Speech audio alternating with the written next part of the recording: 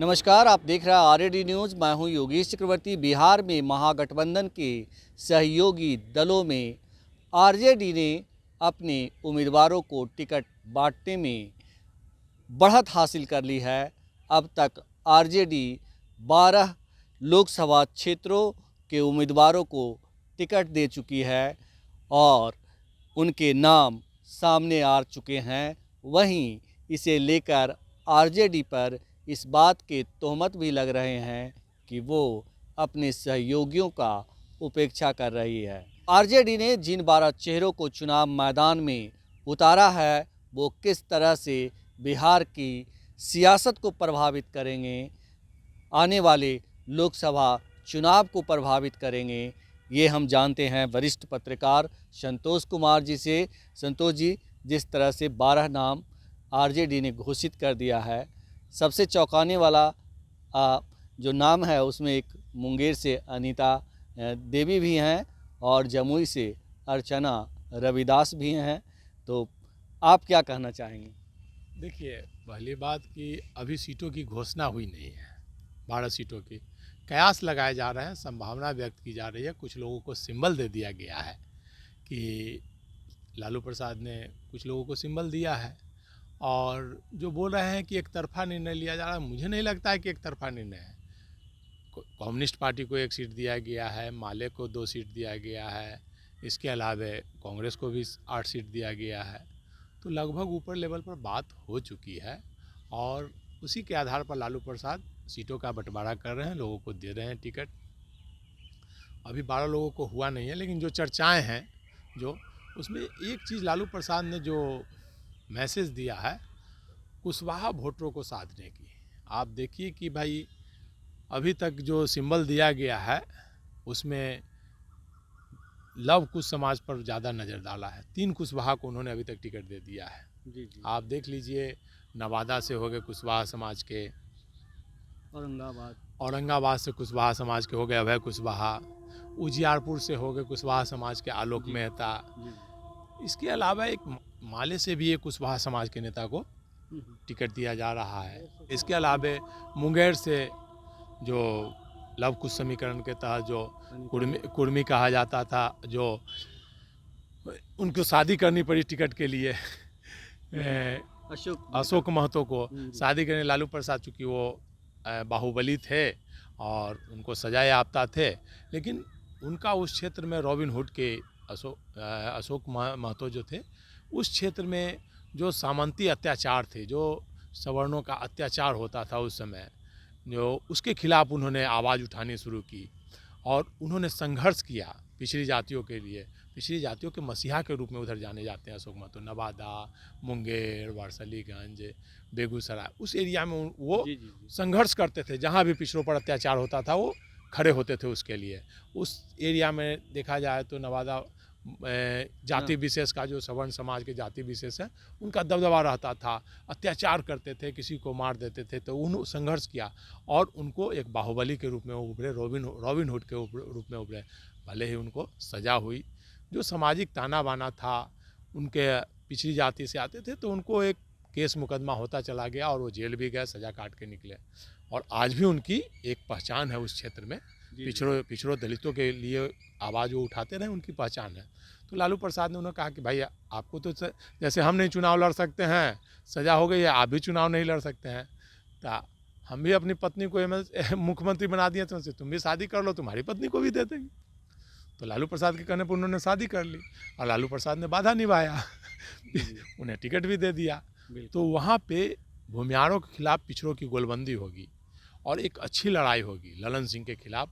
ललन सिंह के खिलाफ वहाँ बहुत ज़्यादा नाराज़गी है ललन सिंह को लेकर के। मुंगेर में उनका जो रवैया है, उनका जो बात व्यवहार है, उसको लेकर काफ़ी नाराज़गी है। और एक और बात है ललन सिंह पे, क्योंकि वो नीतीश कुमार की पार्टी तोड़ने का प्रयास किया था उन्होंने, ललन सिंह ने। तो वहाँ जो कुर्मी समाज है वो भी ललन सिंह से नाराज़ है, जो धानुक समाज है। तो उनका नेता मिल गया, जो अशोक महतो, उनकी पत्नी टिकट चुनाव लड़ रही है। तो पत्नी भले संसद जाएगी, लेकिन जाएंगे तो अशोक महतो ही सब कुछ करता धरता रहेंगे। तो अशोक महतो में लोग छवि देख रहे हैं और मुझे लगता है कि वहाँ अच्छी लड़ाई होगी, पिछड़ों और अगड़ों की गोलबंदी होगी वहाँ और अच्छी लड़ाई होगी। उसके बाद आ जाइए नवादा। नवादा में कुशवाहा समाज से दिया गया है टिकट कुशवाहा को, श्रवण कुमार कुशवाहा को एमएलसी का भी टिकट दिया गया था। जी जी। वो नहीं जीत पाए, लेकिन इस बार कुशवाहा समाज की वहाँ पूरी गोलबंदी है और मुझे लगता है कि वहाँ भी अशोक महतो का प्रभाव रहेगा और वहाँ अच्छी लड़ाई होगी और वहाँ भी मुकाबला काफ़ी दिलचस्प होगा। आप आ जाइए, उसके बाद नवादा हो गया, मुंगेर हो गया, उसके बाद आप आ जाइए पाटलिपुत्रा। तो पाटलिपुत्रा में मीसा भारती की चर्चा हो रही है, तो मुझे नहीं लगता है कि तेजस्वी यादव या लालू प्रसाद इतना बेवकूफ़ी भरा कदम उठाएंगे कि मीसा भारती को लोकसभा देंगे। अगर देते हैं तो मुझे लगता है, मुझे हंसी आती है ऐसी बातों पर। भाई अभी 4 साल उनका राज्यसभा का है। जी जी। तो राज्यसभा का 4 साल है ही, अभी है 22-26 तक उनका राज्यसभा है। तो अभी अगर उनको दे देते हैं, अगर मीसा भारती जीत भी जाती है तो राज्यसभा तो आरजेडी का खत्म हो जाएगा, बिल्कुल बिल्कुल समाप्त हो जाएगा, वो तो एनडीए में चला जाएगा। तो मुझे हास्यास्पद लग रहा है जो चर्चाएं हैं ऐसा।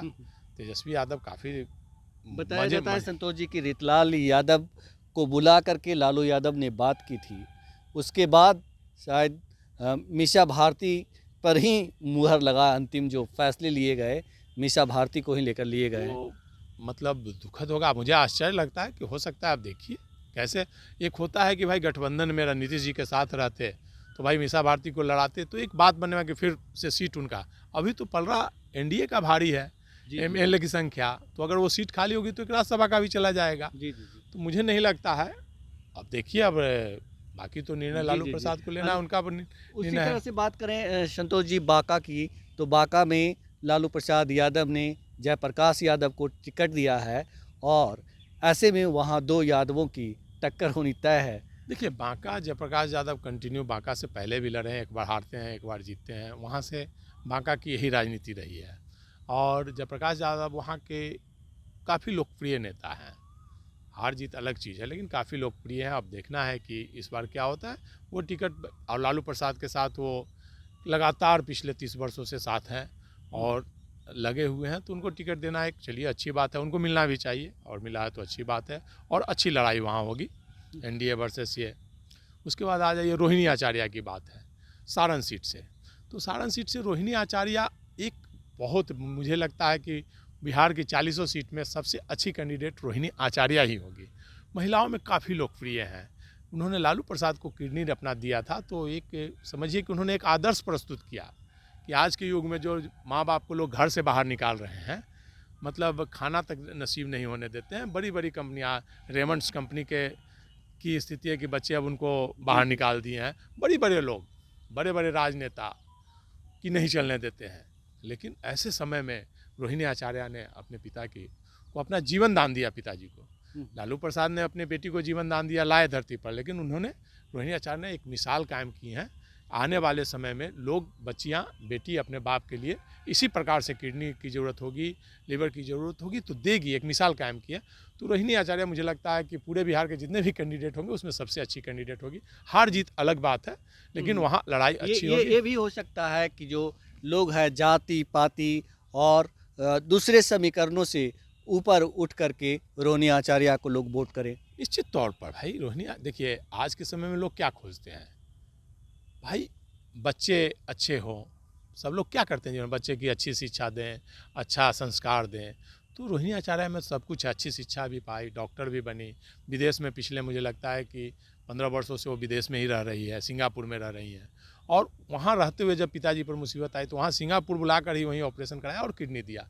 तो पूरे बिहार में रोहिणी आचार्य के प्रति एक सिंपैथी है, सब लोगों को एक इमेज है उनकी, और उनका एक पॉलिटिकल एक्टिविटी भी देखते हैं, हमेशा वो ट्वीट पे रहती हैं, ट्विटर पे अपना बयानबाजी करते रहती हैं, तो एक लोकप्रिय हैं। और जाति धर्म से ऊपर उठकर लोग उन्हें सपोर्ट करेंगे। मुझे लगता है हार जीत अलग बात है, कौन जीतेगा ये तो वक्त बताएगा, लेकिन एक अच्छी कैंडिडेट है। जी। जहानाबाद के बारे में बात करें तो जहानाबाद में पिछली बार सुरेंद्र यादव ने कुछ मतलब थोड़े से वोट से पिछड़ गए थे, चुनाव हार गए थे वो, लेकिन एक बार फिर आरजेडी ने कहा जा रहा है कि जहानाबाद से सुरेंद्र यादव को मैदान में उतारने का फैसला कर लिया है। हालांकि नाम उनके दामाद रिंकू यादव का भी चल रहा था, तो लेकिन कहा जा रहा है कि फाइनल जो मुहर है वो सुरेंद्र यादव पर लगा है। तो कैसे देखते हैं आप सुरेंद्र यादव जो है? सुरेंद्र यादव वहाँ से अभी एमएलए हैं, मंत्री भी रहे हैं। कभी भी एमएलए का चुनाव वो नहीं हारे हैं, लगातार एमएलए रहे हैं। और एमपी का चुनाव वो कई बार 2 या 3 बार एमपी भी बने हैं, वहाँ से मेंबर ऑफ पार्लियामेंट बने हैं, फिर हारे भी हैं।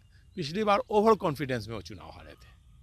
उनको लगा कि चुनाव जीतेंगे ही जीतेंगे, ओवर कॉन्फिडेंस। मुझे लगता है कि 2,000 वोट से चुनाव हारे थे। तो इस बार एक अच्छी लड़ाई होगी। मुझे लगता है कि इस बार वहाँ के लोकप्रिय नेता हैं जहानाबाद के लोगों में, और एनडीए की में जो खटास है उसका फ़ायदा उनको मिल सकता है। और मुझे लगता है कि वो सीट राजद के पक्ष में जा सकती है। राजद के पक्ष में सुरेंद्र यादव चुनाव जीत सकते हैं। और चूँकि वहाँ का जो समीकरण है, वहाँ लड़ाई अगड़ों पिछड़ों की होती है, लेकिन जदयू का उम्मीदवार भी अति पिछड़े से हैं, पिछड़ी जाति से हैं। तो वहाँ पिछड़ी जाति बनाम पिछड़ी जाति होगी। पहले वहाँ भूमिहार वर्सेस यादव होता है था। अब ये देखना है कि भूमिहार समाज की नाराज़गी नीतीश कुमार से है। जी। इस बार बहुत नाराज़ है, विधानसभा में भी नाराज़ थे। तो भूमिहार समाज कितना नीतीश कुमार के कैंडिडेट को वोट देते हैं, भाजपा के लोग कितना वोट देते हैं, और पासवान समाज कितना सपोर्ट करते हैं। अगर सब लोग सपोर्ट करेंगे तो नीतीश कुमार की लड़ाई अच्छी होगी। अगर सपोर्ट नहीं करेंगे तो सुरेंद्र यादव के लिए जीत की राह आसान हो सकती है। जी। बात करें उजियारपुर लोकसभा क्षेत्र की, तो यहाँ से आरजेडी की ओर से आलोक मेहता होंगे और बीजेपी के उम्मीदवार जो है नित्यानंद राय को टक्कर देंगे। तो ये लड़ाई कितनी दिलचस्प होगी संतोष जी? देखिए, आलोक मेहता उजियारपुर से सांसद रह चुके हैं, वहाँ से पहले एमपी रह चुके हैं, और नित्यानंद राय 2 बार से वहाँ एमपी हैं, मेंबर ऑफ पार्लियामेंट 2 बार से रह चुके हैं, अभी गृह राज्य मंत्री भी हैं।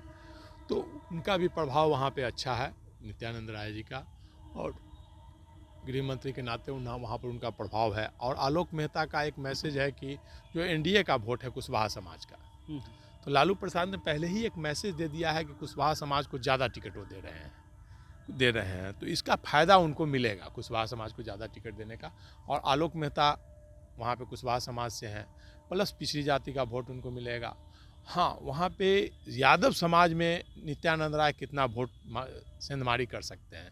यादव समाज का अगर वोट लालू प्रसाद के नाम पर आलोक मेहता को मिल जाता है तो उनके लिए जीत की राह आसान हो सकती है। और नहीं, अगर यादव समाज के वोट में नित्यानंद राय सेंधमारी करते हैं तो फिर नित्यानंद राय की जीत आसान हो सकती है। क्योंकि वहाँ पे जो वोट बैंक है बीजेपी का, जो कांग्रेसी वोट बैंक थे वो बीजेपी पर जो सवार हो गए हैं, तो वो बीजेपी का वोट बैंक जो है अग्री जाति का हो, चाहे जो कैडर हैं बीजेपी के आरएसएस के हैं, वो तो नित्यानंद राय को ही वोट देंगे।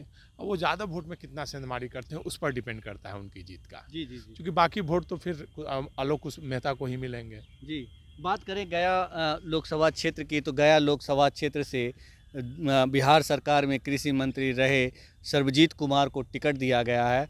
पासवान समुदाय से आते हैं और कृषि मंत्री रहते हुए उन्होंने कई खास करके डिप्टी सीएम तेजस्वी यादव के करीबी बताए जाते हैं।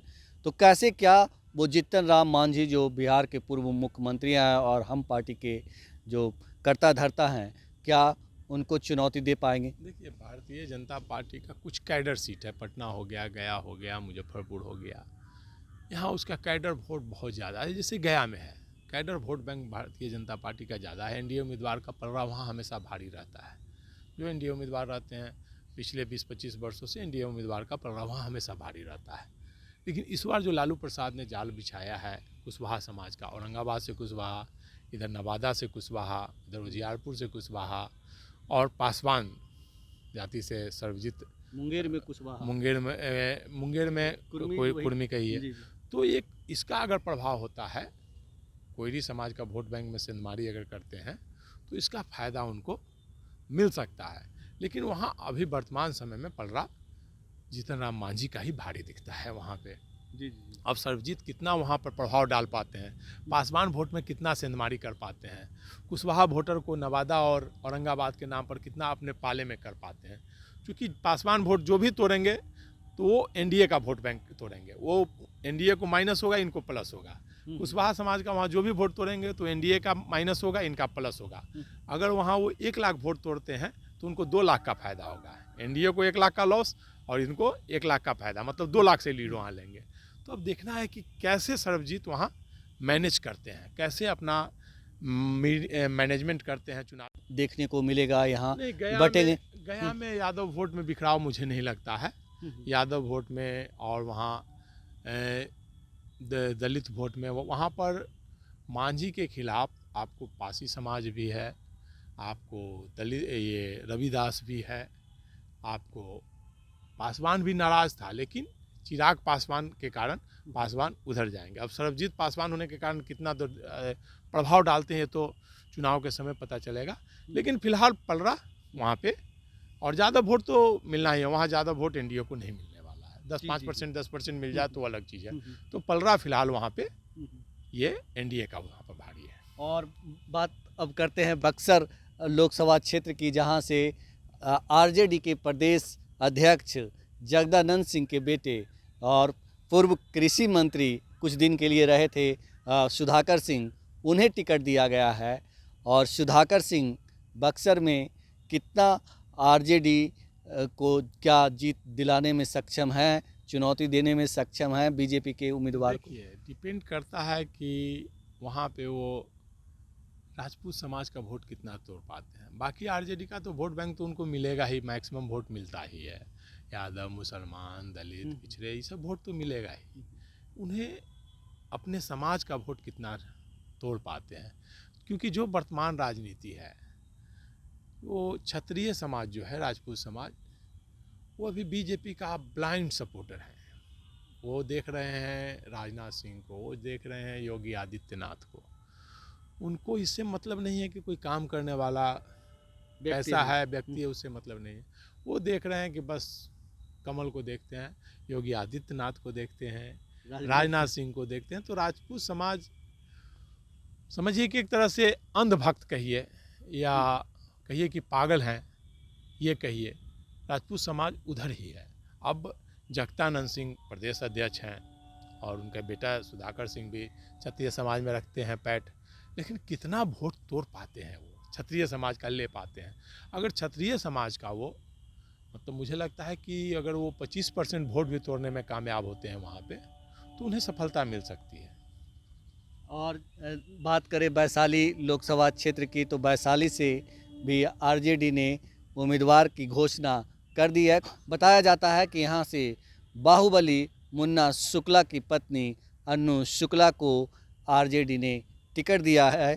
संतोष जी, क्या जो वैशाली जो है, रघुवंश प्रसाद सिंह यहाँ से चुनाव जीतते रहे थे, लेकिन बीच में उन्हें भी वहाँ हार का सामना करना पड़ा। अब एक बार फिर आरजेडी ने जो है एक बाहुबली की पत्नी पे भरोसा जताया है।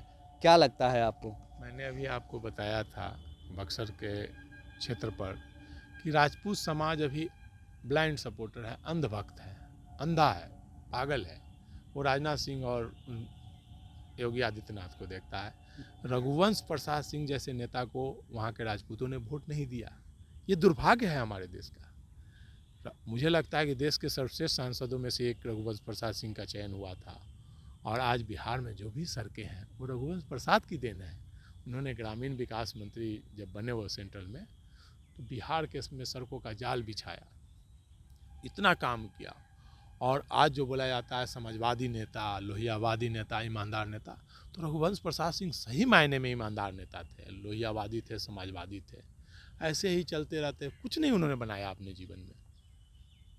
और वैसे नेता को किसने, एक अपराधी रामा सिंह ने चुनाव हरा दिया।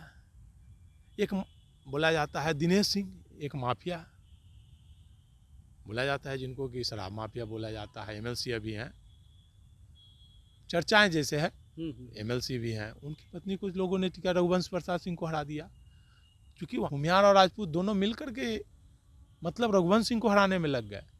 तो वहाँ पर पहली बार देखा गया था कि भूमियार राजपूत एकजुट हुए थे रघुवंश प्रसाद सिंह को हराने में। तो विकास की बात तो यहाँ बेमानी है। अब वहाँ अन्नू शुक्ला, मुन्ना शुक्ला एक बाहुबली हैं, सजा याफ्ता हैं। अब उनकी पत्नी को टिकट मिलती है अगर, तो भूमिहार समाज का वो कितना वोट तोड़ पाते हैं इस पर डिपेंड करता है। भूमिहार समाज क्या उनको वोट देगा? भूमिहार समाज अगर नीतीश कुमार की नाराज़गी के कारण उनको वोट देता है तो वो लड़ाई में रहेंगे, अच्छी लड़ाई होगी। और भूमिहार समाज और राजपूत समाज फिर गोलबंद होकर के एनडीए उम्मीदवार के पक्ष में देगा, तो कहाँ वो लड़ाई में रहेंगे? डिपेंड करता है। आरजेडी का वोट जो है उनको 2 से 2.5 लाख को तो मिलेगा ही। अब वो अपने समाज का, भूमिहार का कितना वोट ले पाते हैं, राजपूत का कितना वोट ले पाते हैं, उस पर डिपेंड करता है उनकी राजनीति।